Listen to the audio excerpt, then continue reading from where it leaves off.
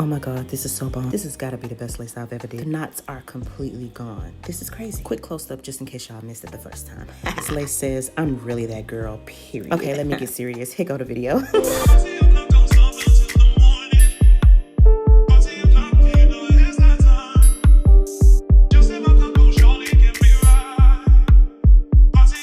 What's up, y'all? Today I'm going to show you how to properly bleach your frontal closure or frontal wig.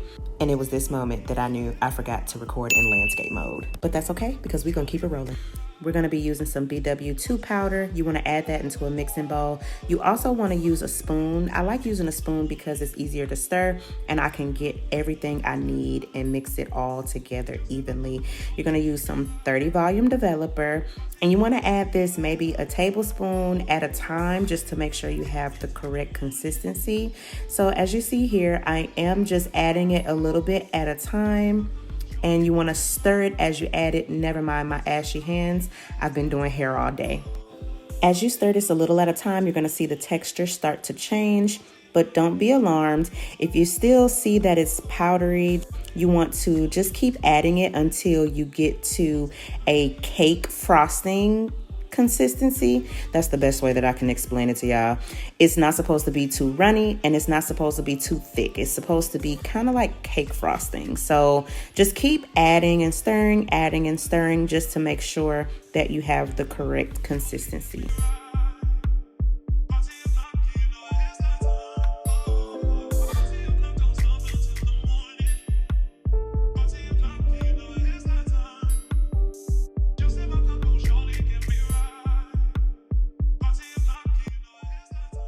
Finally, we're getting closer to that cake frosting texture, and you can see here it's not too thick, it's not too runny, it's almost to that perfect cake frosting. Here's a better look at what it's supposed to look like, and it's supposed to be nice and fluffy. It's not supposed to be hard to stir, it's supposed to be easy to stir. Now that we have it nice and fluffy, we're going to apply it to our frontal. I like to start in the middle because that's usually where I part my hair at the most. And then I part on the side as well. So I'll start going down the middle and then going to the side that I part the most first.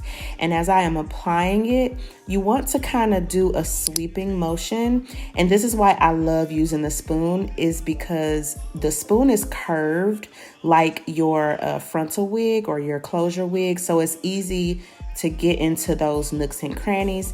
And as I'm smoothing it onto the lace, you want to lightly press the bleach into the lace, but not too much because you don't want to oversaturate the lace. But as you go through, you want to lightly press in to make sure that the bleach covers the knots properly, but not too much. And as you can see on the side, I'm gonna show it a little later, but as you can see, just kind of lightly use the edge of the spoon and lightly smear it in there, but not too much. See, as I'm smearing it, right? Yeah, you want to lightly press just like that, but not too much. And you see that some of the bleach has covered the knots. That's perfect. That's where you want it to be. So once you see it like that, don't press anymore. Just keep going to the next section and doing the same thing. Another tip that I would say is I don't go along the edges of the frontal until I get the middle inside of the frontal together, because it tends to process more quickly on the edges or the baby hair section. So you want to make sure you do that section a little last or a little later.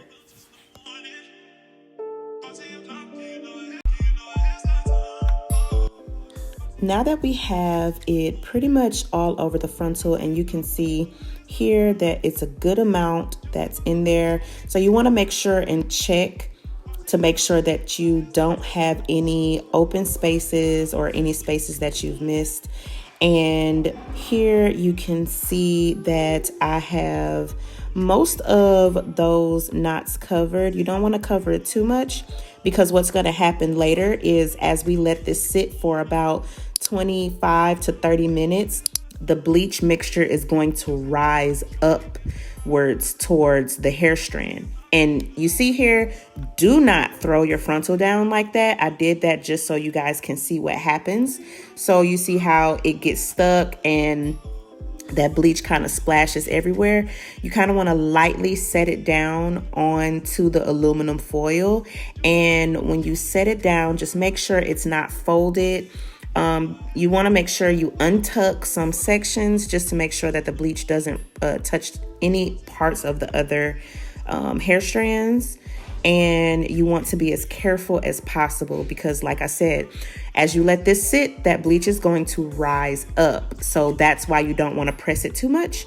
And that's also a reason why you want to make sure that the bleach is not touching any other parts of the hair. Okay, after we let it sit, go ahead and rinse it out. I'm going to be using the Blonde Toning Shampoo from Shimmering Lights, and also the Blonde Toning Conditioner from Shimmering Lights as well. And what you want to do is just go ahead and get that on the bottom of your frontal, and as well as the top of your frontal. You want to make sure that it is saturated all the way through and touching all of the parts that were lifted by the bleach. You're going to do this about twice with the Shimmering Lights. And then once you shampoo it really, really good with the Shimmering Lights twice, I'm going to go in with another shampoo to renew or restore that moisture that may have been lost from the chemical processing.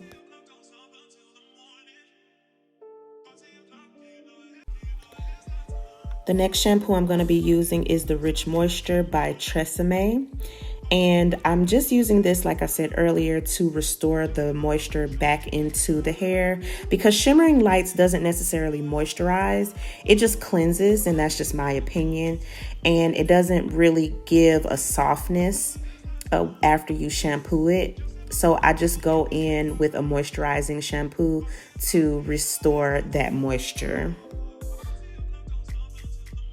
And as you shampoo, do not do any kind of rigorous shampooing. You want to just take your fingers and go through the hair, finger comb it, just to make sure that you are not tangling the hair.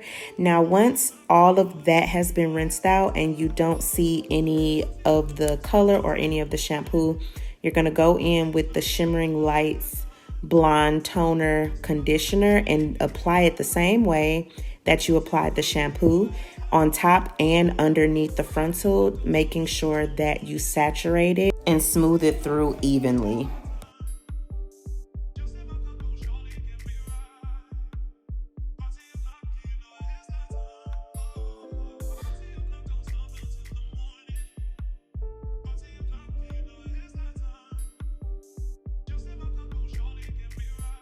Now that we have that smoothed in, I'm going to go in with the Tresemme Rich Moisture Conditioner. And like I said, this is just to restore the balance of moisture throughout the hair, because for my opinion, Shimmering Lights just doesn't do that. So I'm just going to go over it. I'm not going to touch the white conditioner with the purple shampoo, because I don't want to decrease the toning capability. Allow this to sit for about 15 minutes, and when you come back, go ahead and just rinse it out. And as you rinse it out, you can see already that those knots have completely vanished, if not vanished all the way. Look at that. So nice, so perfect. So we're just gonna rinse that off, and we're gonna make sure that we rinse it until we don't see any suds or any purple. You want to make sure that that conditioner gets out of there completely. And like I said, with that Tresemme Moisture Rich, oh, look at those knots. So beautiful. It balanced the moisture back into the hair. It's nice, silky and smooth, really soft. It detangled the hair. I love that shampoo line. I love it, especially when I use it on my wigs. This is what it looks like once it has been dried and set. ready to apply.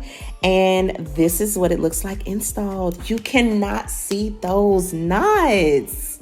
Look at that. No baby hair me, please. Oh my gosh. Man, I love it. You can't tell me that I ain't slay this. If you all want to see me install this, let me know in the comment box below. And thanks for watching. See you later.